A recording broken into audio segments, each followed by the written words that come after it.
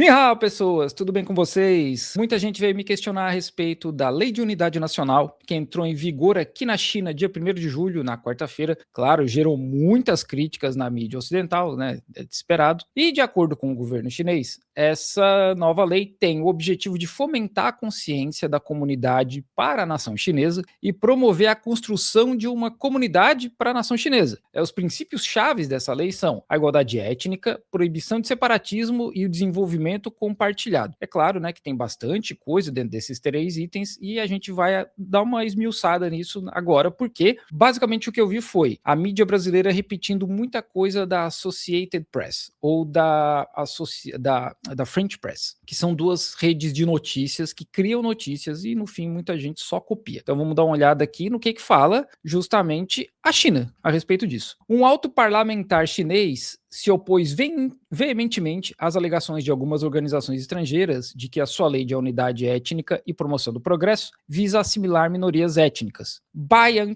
Cholu, acho que é esse o nome dele, chefe do Comitê de Assuntos Étnicos da principal legislatura da China, a Assembleia Popular Nacional, fez as declarações em respostas a relatos de que alguns grupos estrangeiros haviam emitido comunicados atacando a lei e pedindo sanções por violação dos direitos humanos contra a China. Normal, né, gente? Sempre que a China faz algo nesse sentido, a gente vê o Ocidente branco rico reagindo negativamente. Isso é padrão, mas vamos continuar lendo aqui. A formulação da lei, que entrou em vigor dia 1º de julho, é uma aspiração comum de pessoas de todos os grupos étnicos da China, disse ele em uma coletiva de imprensa. Após a aprovação da lei, pessoas de todos os grupos étnicos expressaram forte reconhecimento e firme apoio a ela. De acordo com ele de novo, né? Vamos lá. As chamadas declarações emitidas por organizações relevantes ignoram as enormes conquistas alcançadas nas regiões étnicas da China e no trabalho étnico e fazem acusações infundadas contra as políticas da China e desenvolvimento do Estado de Direito. Ele classifica essas acusações como interferência grosseira nos assuntos internos da China, expressando forte insatisfação e firme oposição. Ele ainda afirma que a nação chinesa, com mais de 5.000 anos de civilização, é uma comunidade inquebrável com um futuro compartilhado. O Partido Comunista da China encontrou com sucesso o caminho correto para lidar com as questões. Em relação à proteção cultural em áreas étnicas, o país investiu fortemente na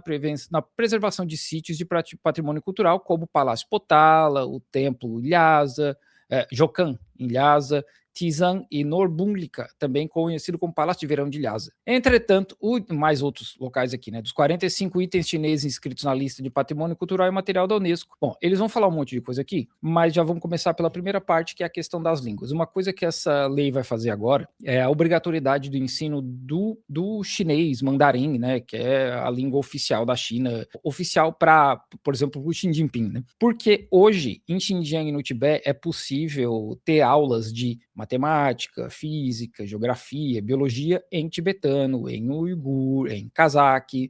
Essas são essas minorias étnicas da China. Com essa nova lei, todas as classes terão que ser em mandarim, de acordo com o governo. Isso é para ajudar essas pessoas que vivem nessas minorias étnicas a se integrarem na sociedade chinesa de uma forma melhor. Porque eles moram muito longe, não têm esse acesso, né, a essa parte da China. E falando somente o idioma local deles, eles vão ter menos acesso ainda. Acesso às universidades, acesso a trabalhos aqui, acesso a conversar com as pessoas e etc, né? Esse é o argumento do governo. Mas, em contrapartida, a tendência é que, se só ensinar o mandarim, essas línguas tendem a desaparecer. Não quer dizer que não vai ter escola ensinando tibetano, uigur, cazaque, etc. Vai ter, mas não vai ser mais como é agora, né? Como eu falei, agora todas as disciplinas podem ser aprendidas nessas línguas locais. A partir de agora é só em mandarim. Então, essa língua local vai ser uma língua secundária para a pessoa estudar se ela quiser. Nessas regiões onde tem minorias étnicas, existem escolas onde se ensina as línguas locais. Essas escolas vão continuar lá, mas, de novo, todo mundo vai ter que aprender mandarim. De um lado, eu entendo o argumento do governo, mas do outro, a gente também tem a questão da preservação cultural, né? E vamos sempre lembrar aqui, né, antes que alguém... Eu sei, né, porque a mídia ocidental basicamente está só criticando essa legislação. Vamos lembrar aqui que no Brasil ninguém aprende tupi, ninguém aprende guarani, ninguém aprende nenhuma língua local, a não ser os indígenas brasileiros. E nos Estados Unidos, então, né, os Estados Unidos fez questão de dizimar a população indígena, então eles não falam nada lá de língua local, tirando meia dúzia de indígena que sobrou, né? Antes deles criticarem a China eles deveriam olhar para o seu próprio umbigo, né, o que é muito difícil aparentemente. Entretanto, o desenvolvimento econômico e social nas áreas étnicas alcançou progressos sem precedentes. O padrão de vida da população atingiu seu melhor nível na história e os direitos e interesses legítimos das minorias foram melhor protegidos. Isso também é verdade. Ele citou o combate à pobreza como um exemplo. Todos os 420 municípios empobrecidos em áreas autônomas étnicas, bem como 31 milhões de pessoas empobrecidas em 5 regiões autônomas, nas províncias de Guizhou, Yunnan e Qinghai, foram retirados da pobreza conforme previsto. Esses dados são corroborados por agências internacionais. Gente. No caminho para erradicação da pobreza e a construção de uma sociedade moderadamente próspera em todos os aspectos, nenhum grupo étnico foi deixado para trás e ninguém foi deixado para trás. No avanço da modernização chinesa, nenhum grupo étnico e ninguém deve ser deixado para trás também. Que outro país e partido político conseguem ter tais feitos? Essa é uma pergunta sincera e honesta, porque a China teve o maior crescimento econômico da história da humanidade. Né? E assim, esse movimento de retirar 800 milhões de pessoas da pobreza, de novo com dados corroborados por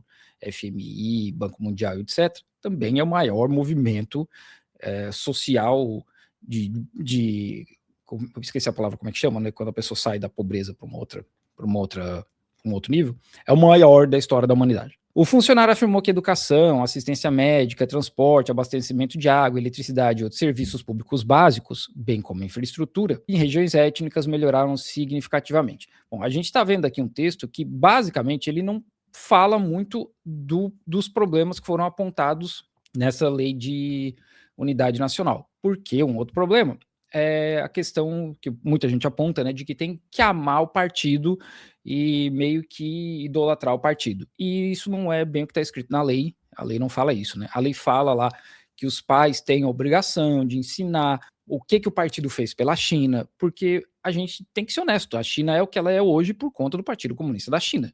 Não tem outra explicação, né? O Partido Comunista da China vence a Revolução em 49 e traz a China porque ela é hoje. Isso são fatos. Então, o partido ele quer que as pessoas, né, entendam isso, e isso é ensinado na escola, inclusive. E agora tem essa questão aí, mas assim, gente, não vai ter alguém do partido que vai na casa da pessoa e vai verificar, você está ensinando o seu filho, né, isso, não vai ser assim, cara.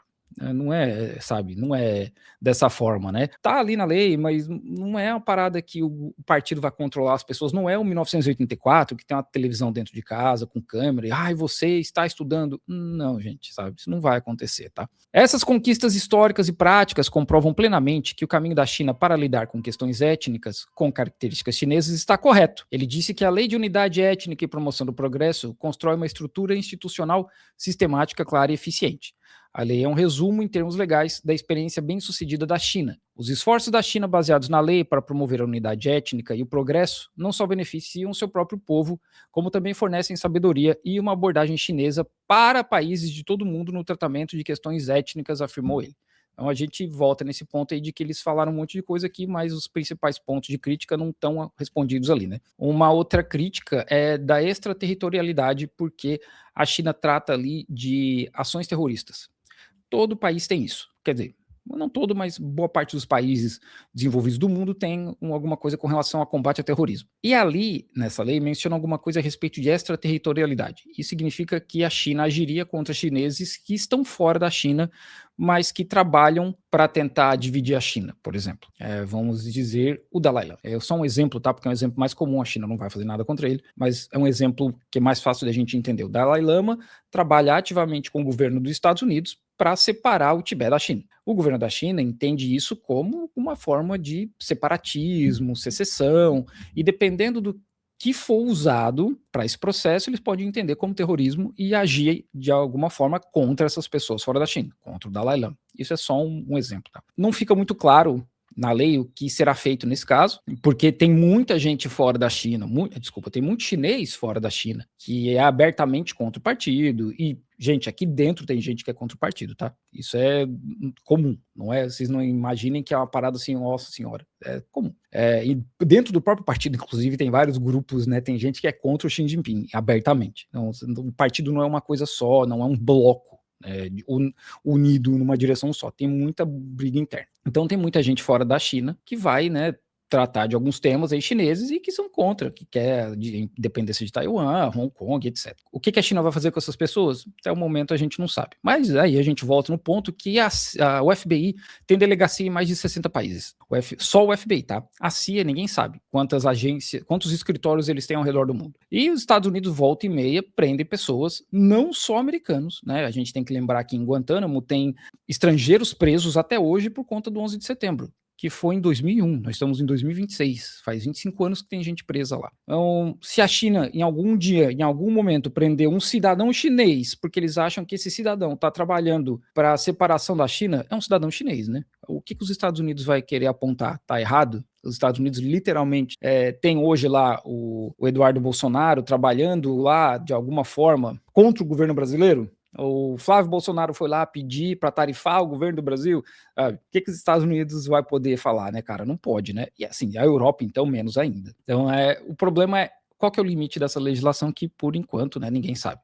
Então, essa é uma das críticas.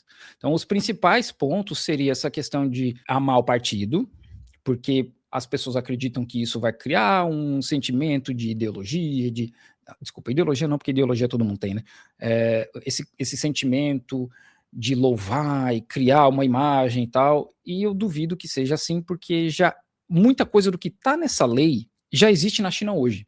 Eles só colocaram nesse pacote de lei, sabe? Mas já existe, que é ensinar as crianças na escola a respeito do partido, toda a história do partido, o que o partido fez, Mao Zedong, Deng Xiaoping, os heróis da revolução, isso tudo já existe. Com relação aos pais, o principal ponto deles é valores, de respeitar os próximos, valores confucionistas, de entender que a pessoa não vive sozinha no mundo, ela vive numa comunidade, ela tem que respeitar as coisas dos outros, respeitar a comunidade. Então, como eu falei, são várias coisas que já existem, né? Talvez a principal mudança, que para mim, como eu falei, pode ser um problema, é a questão da cultura, porque a língua é a cultura. E isso vai dificultar as crianças mais novas a aprenderem as línguas locais e as línguas vão se perdendo. Aqui onde eu moro, se fala cantonês. Eu moro em Guangdong. Não se ensina cantonês na escola, mas no dia a dia as pessoas só falam cantonês. Só cantonês. Elas aprendem mandarim e cantonês. Mas, cara, dia a dia, trabalho, em casa, é só cantonês. É só isso. Tem canal de TV em cantonês. Tem músicos cantoneses, tem série de TV em cantonês, tem um monte de coisa na internet que é só em cantonês. Isso, claro, né? Isso eu falando só para cantonês. Tem das outras minorias também, né? Então, o meu único receio, de novo, é que as línguas comecem a reduzir. Vamos ver o que o governo vai fazer para manter essas línguas vivas, porque de restante o governo tem feito, como até falei ali, né? E eu já mostrei isso para vocês. A questão religiosa, né? O Xi Jinping, ele é muito apegado à história da China, então ele tem trabalhado fortemente para manter a história da China viva, através de templos, palácios, residências antigas, manter isso tudo vivo, que é para a China poder entender de onde é que veio, inclusive até para usar essa narrativa, né? E aí eu uso a palavra narrativa aqui não num contexto negativo, de que a China é uma sociedade com mais de 5 mil anos, uma civilização, desculpa, com mais de 5 mil anos. Então ela tem que ter essa unidade, né, por 5 mil anos. Até por isso que eles preservam muito a história. Então eles têm que preservar isso tudo. O Xi, inclusive, está criando acho que é a maior biblioteca confucionista do mundo. Ele está trazendo especialistas confucionistas do mundo inteiro para criar a maior biblioteca do Confúcio. Inclusive tem até brasileiro trabalhando lá. Então eu acho que o problema talvez seja só esses aí que eu mencionei, né? De modo geral, quando eu vejo críticas fora da China, eu fui procurar em português a respeito das críticas dessa lei, todo mundo vem da AFP, Associated France Press. Acho que é isso, Associated France Press. Todo mundo simplesmente, a carta capital, cara, os caras traduziram, copiaram e colaram. Só isso, cara. Todo mundo fez isso. O que é um absurdo, ninguém pegou a lei para ler, ninguém resumiu nem nada, simplesmente copiou e colou. E aí os canais de YouTube fizeram a mesma coisa, né? Pegaram ali e foram simplesmente lendo o que estava escrito ali. E os pontos são só, a Anistia Internacional falou tal coisa, o governo dos Estados Unidos diz tal coisa. Cara, é óbvio, né? É óbvio, eles são a Anistia Internacional, não necessariamente, mas governos internacionais, eu sempre digo isso, os Estados Unidos, eles não ligam para muçulmanos nenhum, a não ser que eles sejam uigures, porque os uigures, eles são especiais. Por quê? Porque eles moram na China. Os outros muçulmanos, os que estão morrendo na faixa de Gaza, que estão morrendo no Líbano, os que morreram na Síria, esses tanto faz, os Estados Unidos não tá nem aí.